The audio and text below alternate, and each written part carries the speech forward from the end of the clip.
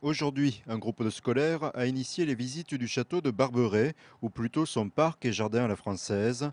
Chaque été, sur près de 10 hectares, près de 2000 visiteurs sont guidés par le maître des lieux ou le jardinier. Restauré en 1965 par son propriétaire, ces espaces verts attirent des touristes étrangers.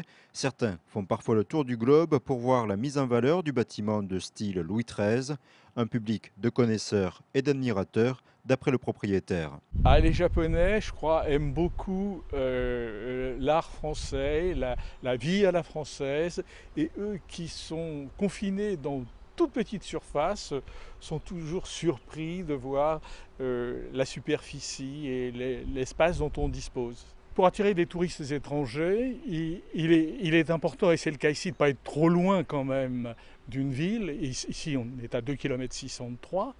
Et puis, il faut que le bâtiment présente de l'intérêt. Or, quand j'ai acheté cette maison, qui était dans les chefs-d'œuvre en péril de Pierre de la Garde en 1964, j'ai reçu des courriers de l'étranger, d'Angleterre, de Suède.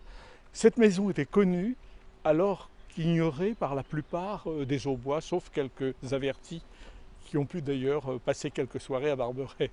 Si vous souhaitez découvrir davantage d'espaces verts remarquables de l'Aube, durant tout l'été, Canal 32 vous propose l'émission Les Jardins de l'Aube, première diffusion tous les vendredis à 19h20.